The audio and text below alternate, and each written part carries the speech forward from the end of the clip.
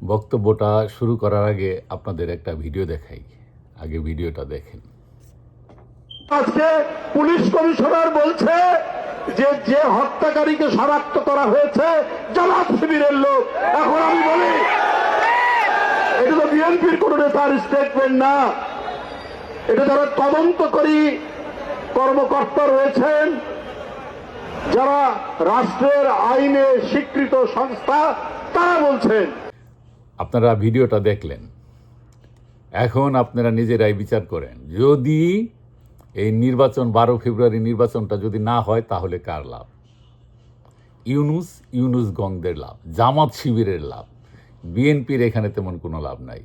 যদি যেন তেন কোনো রকম একটা নির্বাচন হয়, সম্ভাবনা আছে বিএনপি পাশ করার, এবং যথেষ্টই সম্ভাবনা আছে। এই জন্যে কী চায় ইউনুস এবং তাদের দূষর? তারা কিছুতেই চায় না যে দেশে একটা নির্বাচন হোক।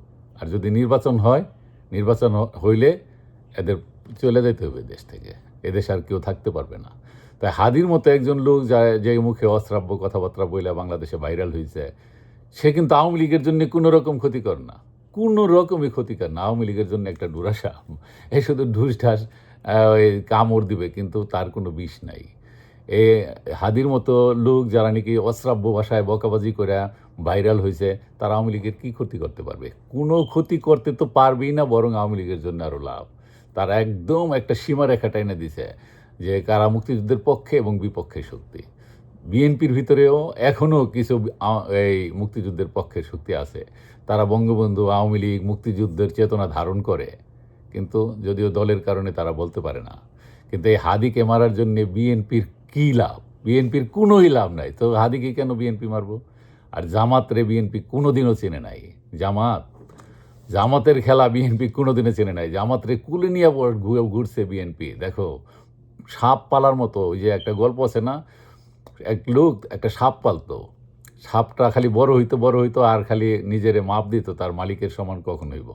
তারপরে যখন মালিকের সমান হয়ে গেছে, মালিকের চেয়েও লম্বায় বড় হয়ে গেছে, সে তখন খাওয়া দাওয়া ছাইরা দিছে। কারণ কি, পরে একজন ওই পশু ডাক্তারের কাছে নিয়ে গেছে সাপটারে, যে দেখেন তো এই সাপটা এখন খায় না কেন?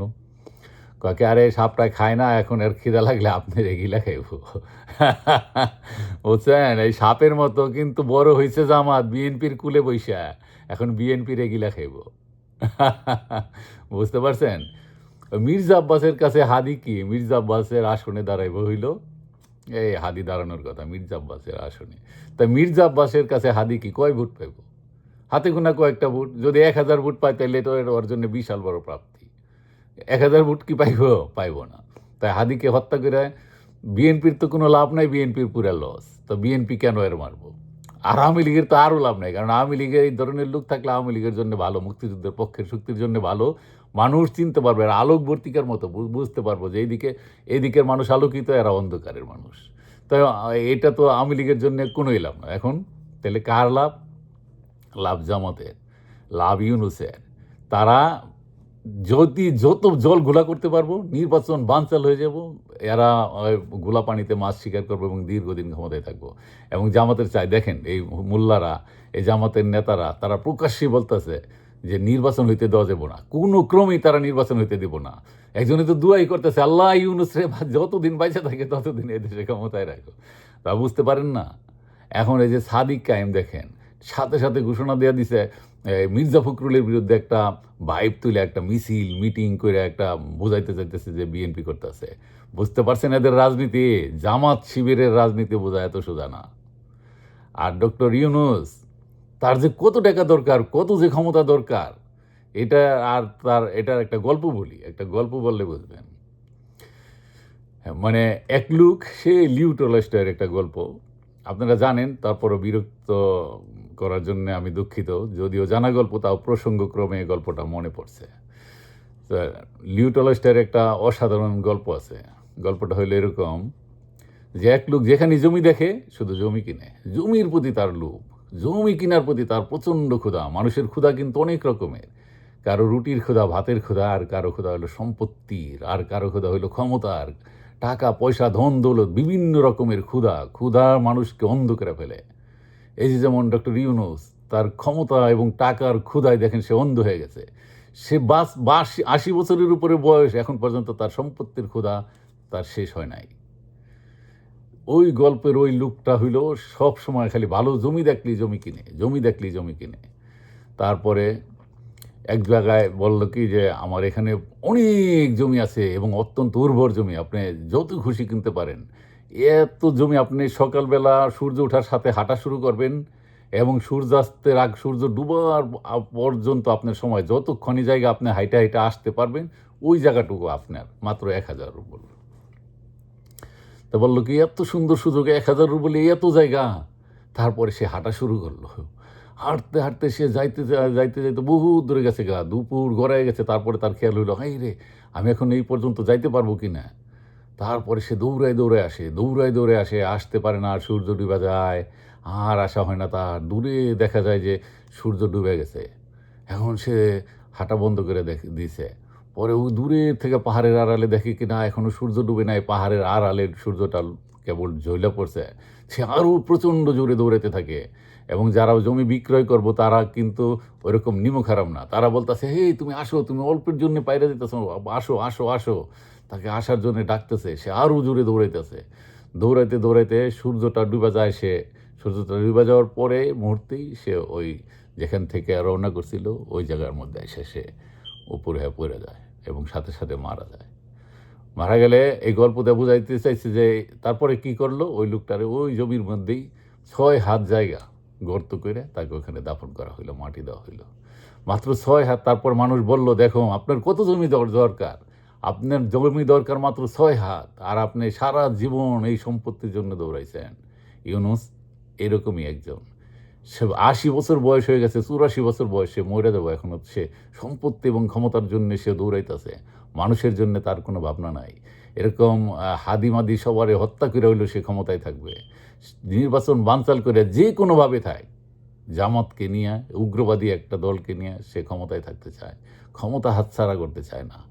আল্লাহ বলছে কি, কোরআনে একটা আয়াত আছে, যদি কেউ ধর্ম বিক্রি করে অবৈধভাবে কোনো রকমে অবৈধ সম্পত্তি সে অর্জন কইরা সে যদি তার পেটের ভরে খায়, সে আসলে আগুন দিয়েই তার উদরপূর্তি করতেছে, সে দুজকের জাহান্নামের আগুন দিয়েই উদরপূর্তি করতেছে। কোরআনের অনেক কথাই আছে, অনেক অর্থপূর্ণ। কোরআন না শুধু, পৃথিবীর যত বিখ্যাত বই আছে সেখানে কিছু কিছু ভালো কথা আছে, ওখান থেকে শিক্ষা নেওয়া যায়।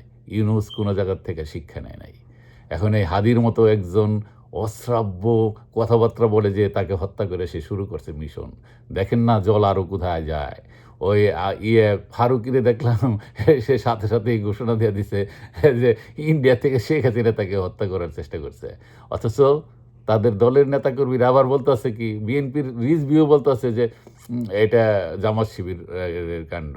আবার এরা বিভিন্নভাবে আওয়ামী লীগের উপরে একটা দায় চাপানোর চেষ্টা করতেছে, হইল ফারুকিগণ, ইউনুসগণ। কিন্তু বিএনপি এখন বুঝতে পারছে, এখন বুঝা কি হইব রে ভাই, এখন আর বুঝা কি হইব, সময় গেলে সাধন হবে না, সময় চলে গেছে। তা আমি কোনো ক্রমেই চাই না একজন অবিচার বহির্ভূত হত্যাকাণ্ড একটা অসভ্য দেশের কাজকর্ম। বিচার বহির্ভূত হত্যাকাণ্ড কোনো ভালো লোকের কাম না এটা। সে একজন হাদিসে অত বকাবাজি করুক, যাই করুক, সে আইনের আওতায় সে আসলে বিচার হবে তাকে হত্যা করার কি দরকার আছে? কোনো মানুষকে বিচার ছাড়া হত্যা করা আমি চরম বিরোধিতা করি। যদিও সে হাদিও হয়, হাদির মতো এরকম নিকৃষ্ট কথাবার্তা বলে, তাতে আমার কি? ওই ছোটোবেলায় শুনতাম যে ওই যদি আপনি পদ্মায় নৌকায় করে যদি বকাবাজি করতে করতে যান, পদ্মার জল দূষিত হয় না, দূষিত হন আপনি নিজেই।